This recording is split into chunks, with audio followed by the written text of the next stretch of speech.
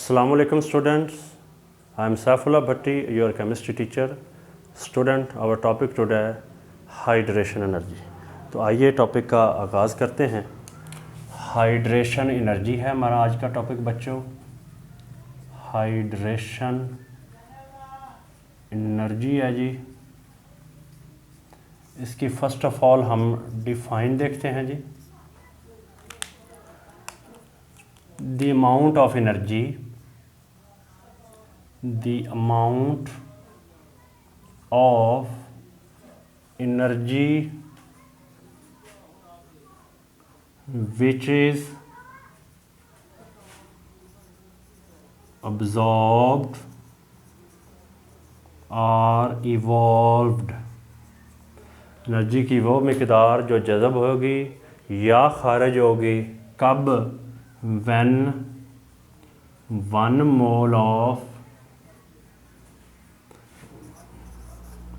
gaseous ion dissolved, उसे हल करेंगे in infinite dilute solution।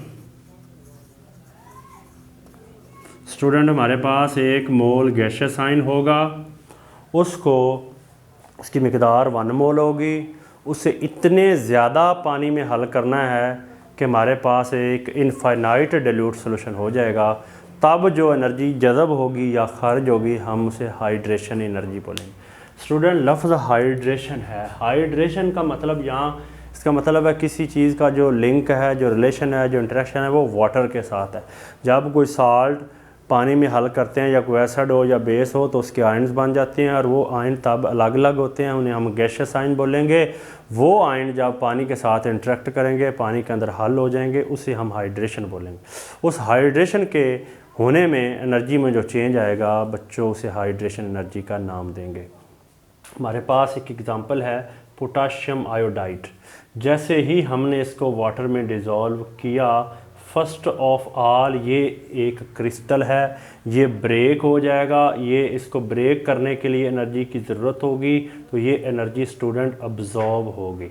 इसका मतलब है इसके अंदर जो अरेंजमेंट है, फ़र्ज़ करें कि ये हमारे पास पोटाशियम आयोडाइड है, ये पड़ा हुआ है। हमने इसको वाटर में जो ही डिज़ोल्व किया तो इसका जो क्रिस्टल है वो पहले तो ब्रेक करेगा। फ़र्स्ट ऑफ ऑल तो ये KI जो है ये एक्वस बनेगा, यानी कि पानी में हल हो जाएगा, डिज़ोल्व हो जाएगा।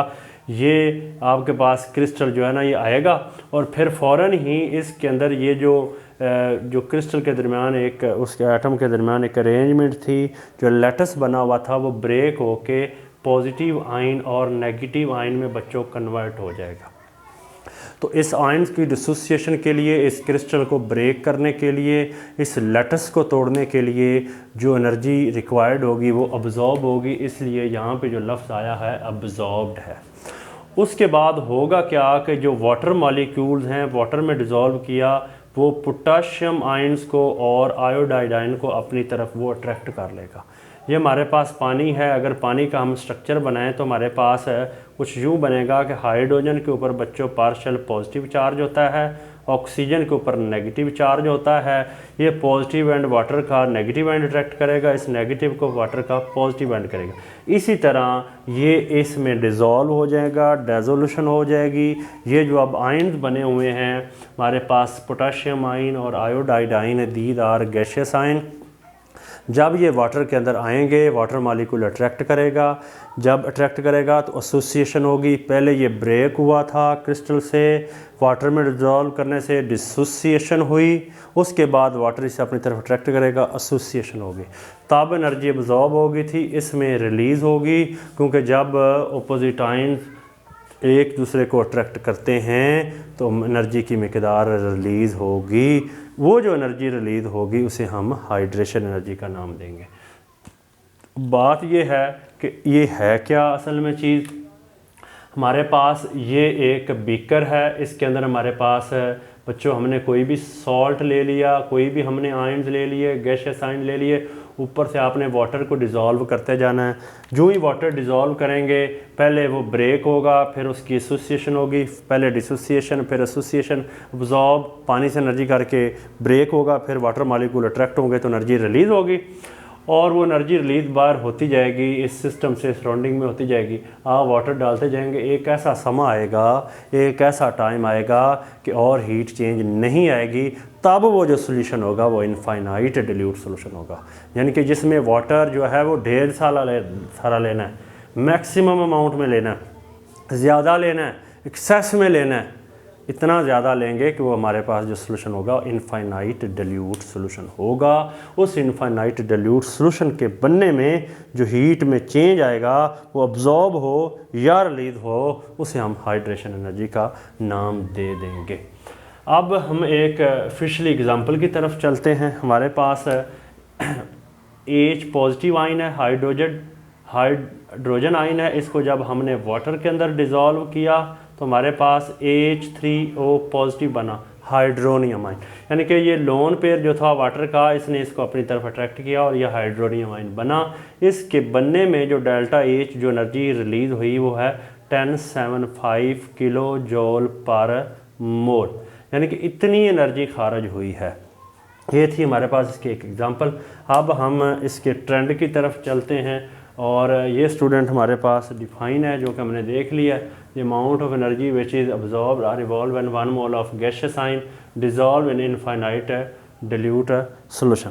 तो ये हमने देखा, और इसके अंदर जो चीज़ थी वो ये थी कि हमने गैसियस आयन लेने हैं। जब वो डिज़ोल्व होते हैं और आयन जब बनते हैं तो they behave like a gases. अब एक बड़ी इंपॉर्टेंट टर्म है चार्ज टू साइज रेशो के लिहाज से देखेंगे। ये बच्चों हमारे पास एक फॉर्म है पीरियोडिक टेबल की, इसके मुताबिक थोड़ा हम कॉन्सेप्ट देखते हैं कि ये 1A है, इसका ट्रेंड देखने जा रहे हैं। एक्चुअली हम पीरियोडिक टेबल में ये 3A नॉर्मल एलिमेंट्स हैं, यहाँ हाइड्रोजन है, लिथियम है, सोडियम वगैरह है, यहाँ बेरिलियम है जी, और हमारे पास मैग्नीशियम है, इधर से जो है बोरोन है, एल्यूमिनियम वगैरह है। तो top to bottom student hydration energy कम होती है। हाइड्रेशन एनर्जी कम क्यों होती है? एक इम्पोर्टेंट टर्म है charge to size ratio. Charge to size ratio है जी हमारे पास। जितना चार्ज टू साइज रेशो ज़्यादा होगा उसके डायरेक्टली प्रोपोर्शनल होगी हाइड्रेशन एनर्जी। ये एक बहुत इंपॉर्टेंट टर्म है कि अगर चार्ज टू साइज रेशो हमारे पास ज़्यादा है तो हाइड्रेशन एनर्जी भी ज़्यादा है। अगर हम देखें इन आयन्स को, मैं कहता हूँ सोडियम पॉजिटिव आयन है जी, पोटाशियम पॉजिटिव आयन है, इस तरह हम कहते हैं बेरिलियम पॉजिटिव 2 पॉजिटिव आयन है, मैग्नीशियम 2 पॉजिटिव आयन है, इधर हम कहते हैं जी एल्यूमिनियम 3 पॉजिटिव आयन है। तो आप देखें यहाँ चार्ज की मकदार 1 है, इधर चार्ज की मकदार 2 है, इधर 3 है। तो न्यूमरेटर में जितनी रकम जो चीज़ ऊपर बड़ी होगी ओवरऑल वैल्यू ज़्यादा होगी। अगर चार्ज ज़्यादा होगा तो हाइड्रेशन एनर्जी भी ज़्यादा होगी। इसकी रीज़न भी हम देखते हैं, लेकिन हमने देखा है कि top to bottom periodic table में बच्चों साइज़ बढ़ता है। जैसे जैसे साइज़ बढ़ेगा चार्ज टू साइज रेशो कम होती जाएगी, क्योंकि डिनोमिनेटर वाली टर्म बड़ी होती जाएगी। चार्ज तो पहले ग्रुप के एलिमेंट्स का वही है, सब के ऊपर +1 चार्ज ही आएगा, सब के ऊपर जो 1A के एलिमेंट्स हैं, जो दूसरे के हैं वो सब के अंदर चार्ज तो +2 ही है।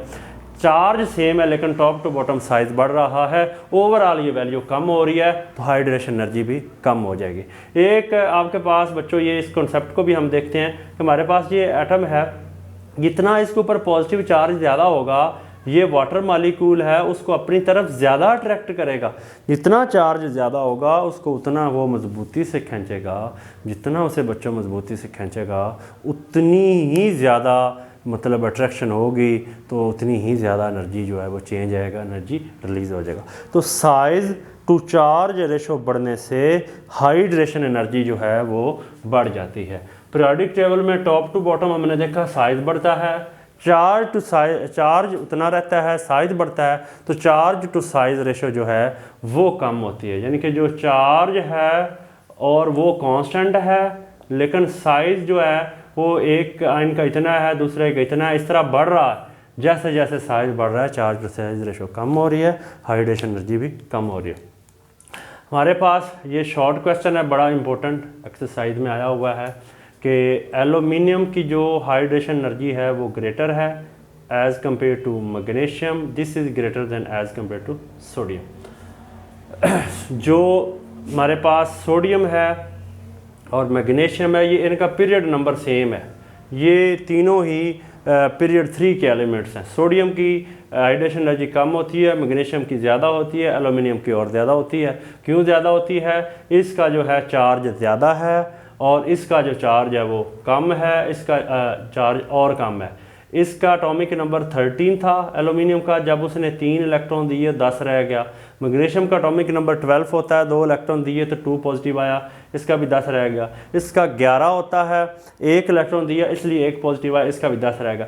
सब का साइज़ बराबर है, यानी कि एटॉमिक नंबर बराबर है, साइज़ बराबर है बज़ाहिर उनके शेल्स के लिहाज से, इलेक्ट्रॉन के लिहाज से, लेकिन इसका चार्ज ज़्यादा है, इसका कम है, इसका और कम है। तो जितना चार्ज ज़्यादा होता है, साइज़ अगर कम उतना ही हो, यानी कि एटॉमिक नंबर उतना हो, रेडियस उतना ही हो, तो चार्ज साइजेशन ज़्यादा होगी, उसकी हाइड्रेशन एनर्जी भी ज़्यादा होगी। ये था हमारे पास एक इम्पोर्टेंट कॉन्सेप्ट। अब हमारे